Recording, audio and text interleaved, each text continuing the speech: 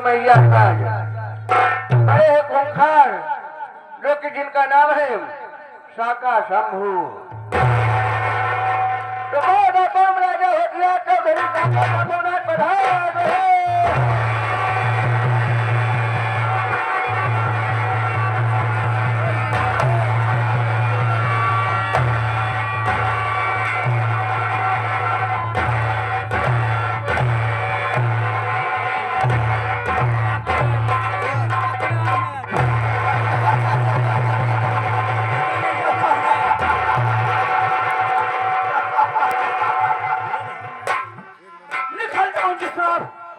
हो चला जाए आसमान से लेकर धरती तक थर थर,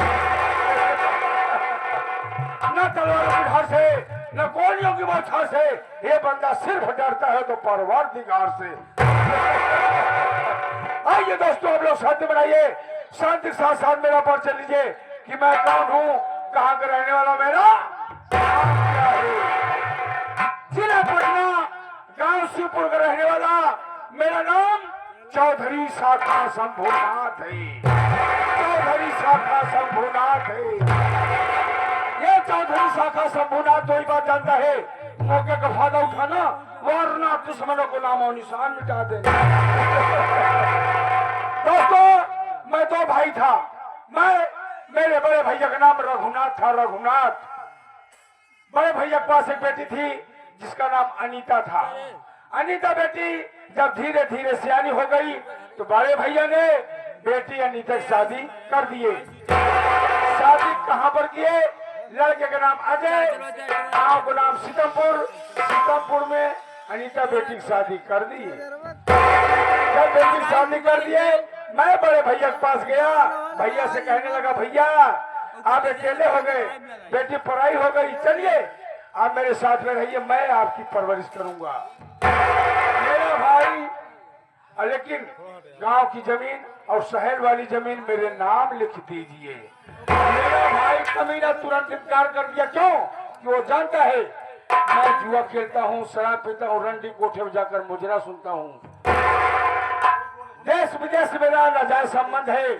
चीन, अमेरिका, पाकिस्तान से मैं हथियार लाता हूँ और हिंदुस्तान में सप्लाई कर देता हूँ। इसलिए मेरी हरकत को देखते हुए मेरा भाई मेरे नाम जमीन नहीं किया, बेटी अनीता के नाम कर दिया। दोस्तों मेरी भी शादी हुई थी, मेरी पत्नी नाम सुशीला है। वो आए दिन समझाया करती थी स्वामी गलत धंधा बंद कर दीजिए, नहीं आप जेल चले जाओगे तो कभी नहीं लौटोगे। एक दिन मैं जमकर शराब पिया, शराब पीने के बाद भैया के कमरे पहुंचा। पहुंचते ही बड़े बड़े भैया को मैंने गोली मार दिया। गोली मारने के बाद में उन्हीं की लाश उन्हीं के कमरे में दफना दिया। दफनाने के बाद में आया जो देश विदेश से हथियार लाया था उसे बांधने लगा कि कल इसे सप्लाई करूंगा। बांधने लगा, मेरी पत्नी शीला ने पुलिस वालों को फोन कर दिया कि मेरे पति कल हथियार सप्लाई करने जा रहे हैं। पुलिस वालों ने चारों तरफ से घेर के घेर लिया, बचने कोई रास्ता नहीं। खिड़की सिर्फ खुली थी, खिड़की से कूदा, फायरिंग करता हुआ निकल गया। एक हफ्ते बाद लौटा, अपनी पत्नी को बोटी बोटी काट के नदी में फेंक दिया। मेरी एक प्रेमिका थी जिसका नाम माया था। माया से मैं बहुत प्यार करता था, माया भी मुझसे बहुत प्यार करती थी। जब विद्यालय में पढ़ते थे तभी माया ने वादा किया था मैं शादी करूंगी तो तुमसे करूंगी, अन्यथा किसी से नहीं करूंगी। लेकिन उसके घर वालों हरामजादों ने उसकी शादी जबरदस्ती कहाँ पर करा दिए? सीतमपुर गांव में, जहाँ मेरे बड़े भाई की बेटी ब्याही है उसी घर में उसकी भी शादी करा दी है।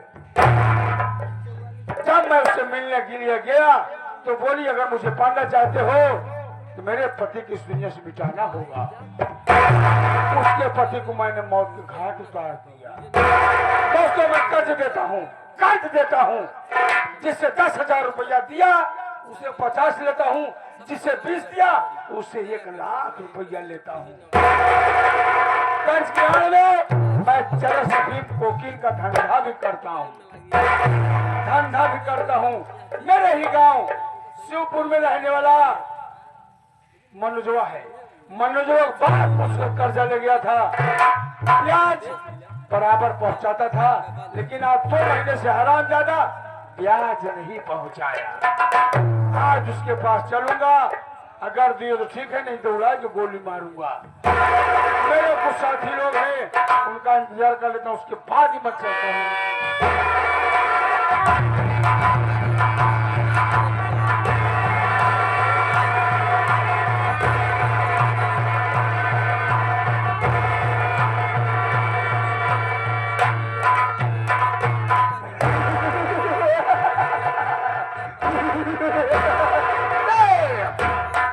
कसम भोलेनाथ की, कसम भोलेनाथ की, चूने में नूना मिला गया। जमाना हमसे है, जमाना हमसे, हम जमाने से नहीं। गुर्रा के आए शेर, गुर्रा के आए शेर तो आंखें निकाल लूं और उड़ती हुई जहाज का पंखा उछाल लूं। कसम भोलेनाथ की, चूने में नूना मिला गया। आप लोगों को पता नहीं होगा कि मैं कौन हूँ, आप लोगों को पता नहीं होगा कि मैं कौन हूं, मैं कहाँ का रहने वाला, मेरा नाम क्या है। साथियों, मैं इस इलाके का सबसे माना जाना रंगबाज गांडू हूँ। मैं इस इलाके का सबसे माना जाना रंगबाज गांडू हूँ। आप लोग हमको देखकर दहशत में पड़ गए होंगे, तो दोस्तों मैं बता देना चाहता हूँ, हमारे नाम से हमारे गांव में इतनी बड़ी दहशत है। अगर कोई बच्चा रोता है तो उसकी माता जी बोलती बेटवा सो जा, बेटवा सो जा, नहीं तो पता ही डाकू आएगा, तेरा सारा मुंह पी जाएगा। लेकिन क्या बताऊं, अभी मैं अपने मालिक से मिला नहीं हूं। उन्होंने मुझे कुछ काम सौंपा था, वो काम मैं असफल रहा। मैं सबसे पहले चलता हूँ, अपने मालिक से मुलाकात करता हूँ। लेकिन क्या बताऊँ, डर तो बहुत लगता है, मुलाकात करना पड़ेगा। हो सकता है वो मेरे ऊपर नाराज हो जाए, लेकिन मनाऊंगा, अगली बार के लिए मौका चाहूंगा। अगर मौका दे देंगे तो उस काम में जरूर मैं सफल होकर दिखाऊंगा। पहले चलता हूँ, अपने मालिक से मुलाकात करता हूँ।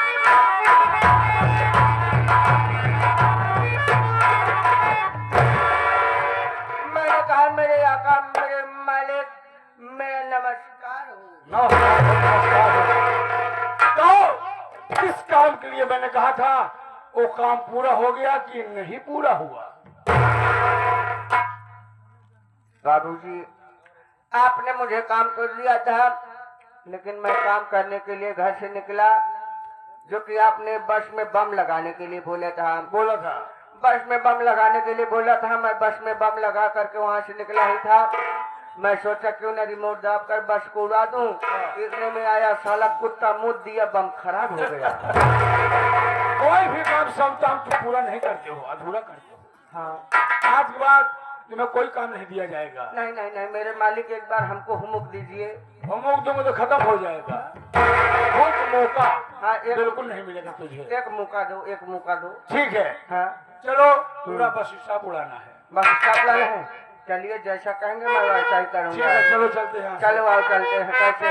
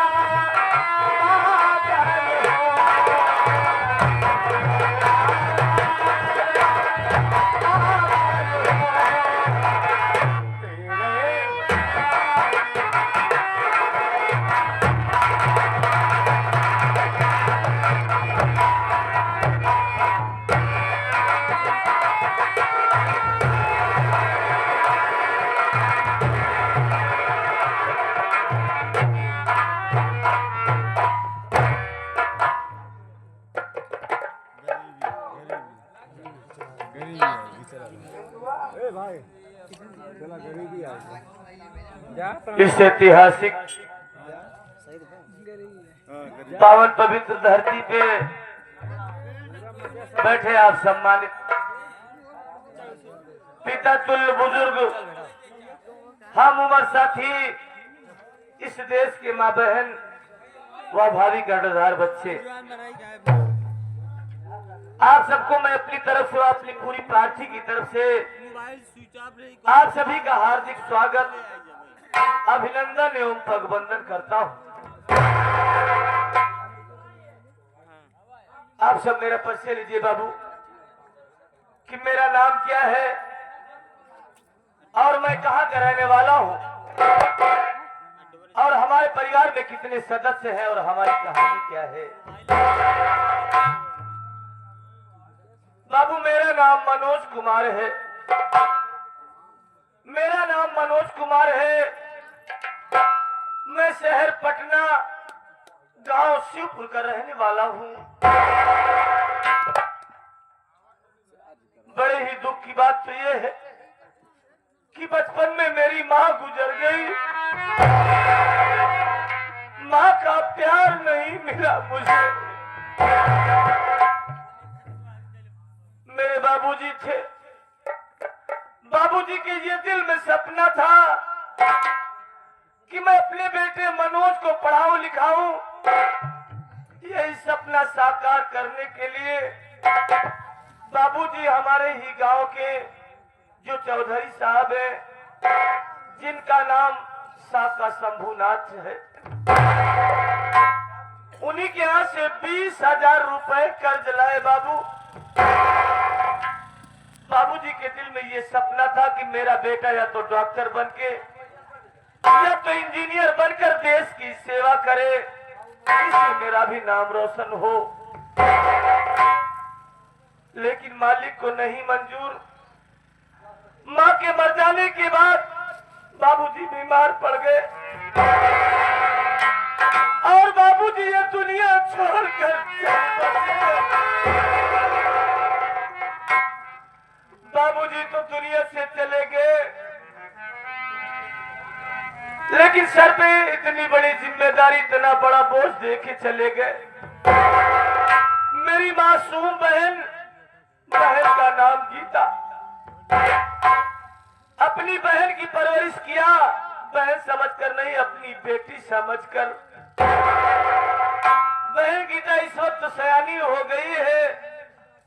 रात दिन इसी चिंता में डूबा रहता हूँ, हे मालिक, कि चौधरी साहब का कर्ज चुकाऊं या बहन की शादी करूं, उसका हाथ पीला करूं।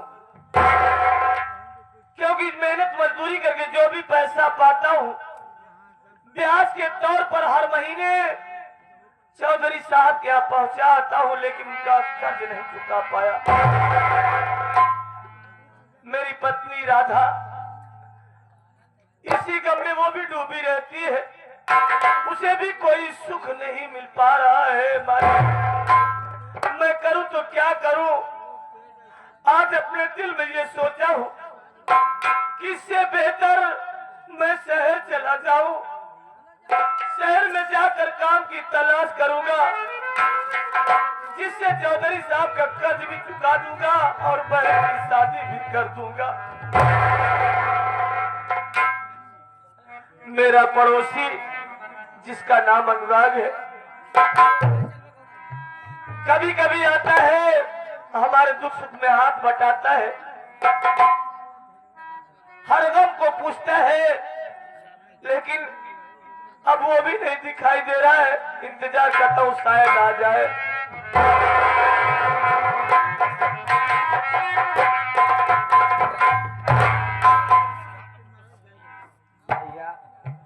हाँ भाई। भैया मैं क्या देख रहा हूँ? आपके आंखों में आंसू दिखाई दे रहा है भैया। आखिर क्या बात है मेरे भाई? आपके ऊपर ऐसी क्या मुसीबत पड़ गई भाई जो आपकी आंखों में आंसू दिखाई दे रही है? क्या अपने इस पड़ोसी भाई को नहीं बताओगे भैया? अनुराग मेरे भाई, हाँ, उस मालिक ने जब से मुझे इस दुनिया में भेजा है, जैसे उसने कह दिया हो कि जाओ बेटा, जाओ बेटा मनोज, तुम्हें इस दुनिया में रोने के सिवाय और कुछ शायद रोना तो अब मेरी तकदीर बन गई है। मत भैया, भगवान आपके जीवन में एक न एक दिन खुशी की घड़ी जरूर लाएगा। कैसे खुशी की घड़ी आएगी मेरे दोस्त? तुम मेरा एक काम कर दो। क्या काम करना है भैया? मेरी बहन गीता, मेरी पत्नी राधा को बुला दो। मैं उनसे दो बातें करना चाहता हूँ। ठीक है भैया, आप देखिए, मैं भाभी और बहन को आपके पास भेजता हूँ।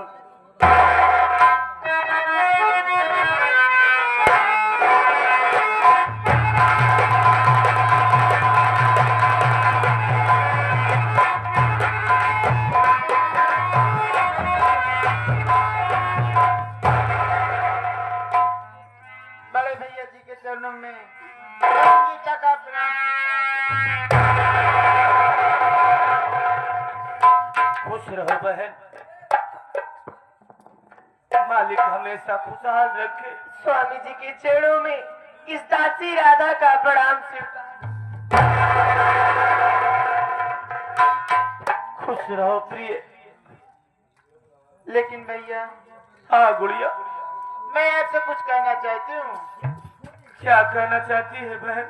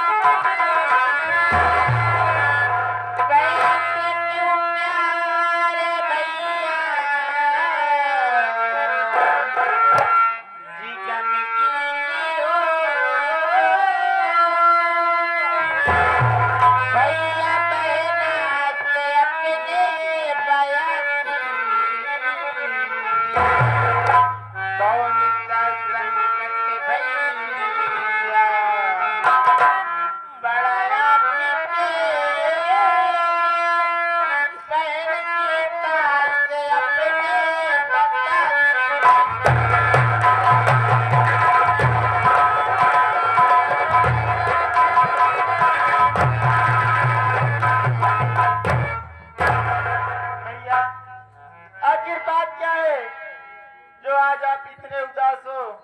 आपकी आंखों से आंसू बह रहे हैं भैया, बात क्या है? बहन, तुम तो ये जानती हो कि तुम्हारा भाई रात दिन मेहनत मजदूरी करता है और जो भी पैसा मिलता है पैसे इकट्ठे करके हर महीने ब्याज के तौर पर चौधरी साहब यहाँ पहुंचाता है। आज अपने दिल में क्या सोचा हूँ बहन, वही तुम लोगों से बताना चाहता हूँ। क्या सोचे हो भैया?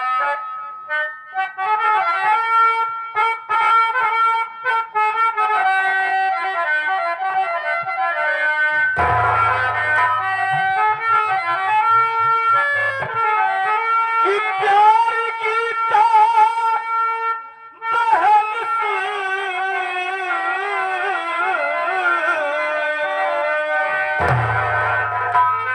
ये मेरी बात को जा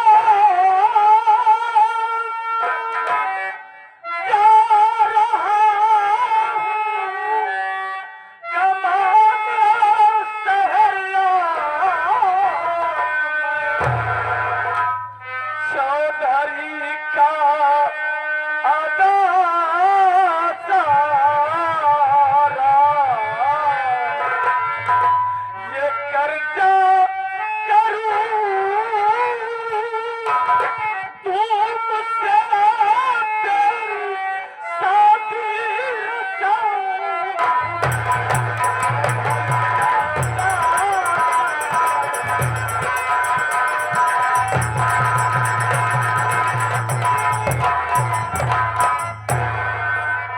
गुड़िया, हाँ भैया। यहाँ पर एक दिन काम मिलता है तो दूसरे दिन काम नहीं मिलता है। आखिर चौधरी साहब का कर्ज चुकाऊं तो कैसे चुकाऊं?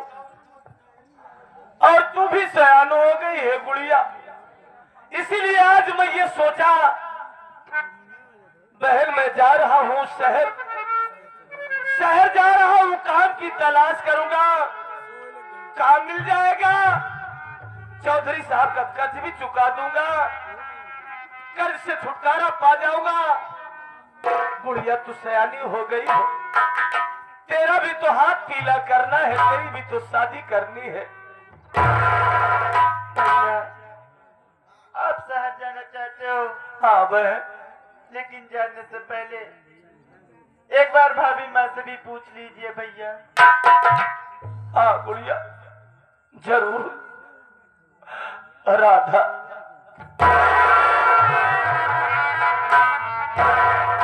स्वामी, ये मैं क्या सुन रही हूँ कि आप कमाने के लिए शहर जा रहे हैं। अरे जाने से पहले जरा एक बात तो सोचिए कि आपके जाने के बाद दुख आएंगे, मुसीबतें आएंगी, हम लोग किसके सहारे रहेंगे? राधा, तुम मेरी अर्धांगिनी हो, आधे अंग की मेरी मालकिन हो। राधा, अगर मैं शहर नहीं जाऊंगा तो जरा सोचो, चौधरी साहब का कर्ज कैसे अदा होगा। छोड़ देता स्वामी, और बहन सयानी हो गई है, बहन की शादी करना है। अगर मैं शादी नहीं करूंगा तो ये समाज के लोग क्या कहेंगे स्वामी, कि घर में इसके सयान बहन बैठी हुई है, सयानी हो गई है इसकी बहन, अपनी बहन की शादी नहीं कर रहा है। देखो राधा, मैं शहर जा रहा हूं और बहन का तुम्हें ख्याल रखना होगा, क्योंकि बहन सयानी हो गई है। घर की जिम्मेदारी तुम पे सौंप के जा रहा हूं, तो मुझे जाने दो प्रिय। लाओ, घर में जो भी रूखा सूखा खाना बचा हो किसी झोले में रख दो, क्योंकि रास्ते में खाना खा लूंगा। लाओ प्रिय। स्वामी, आप रूखा सूखा की बात कर रहे हैं। अरे आज 100 दिन का वक्त बीत गया है, घर में अन्न का एक दाना तक नहीं है। पड़ोस के घर से थोड़ा सा नमक के लाई थी, जिससे 2 रोटियां बनाकर आपके झोले में डाल दिया है। और हाँ, ये राधा जिस दिन से आपके घर में आई है, इसका वादा रहा है कि जैसे हर एक सुख दुख में आपके साथ हमेशा खड़ी रही है, ये हमेशा ही खड़ी रहेगी। ये आपकी दासी का आपसे वादा है स्वामी। हाँ राधा, लाओ प्रिय, देरी मत करो, लाओ झोला दो, क्योंकि ट्रेन का वक्त हो रहा है, मैं चला जाऊं। अपना ख्याल रखना,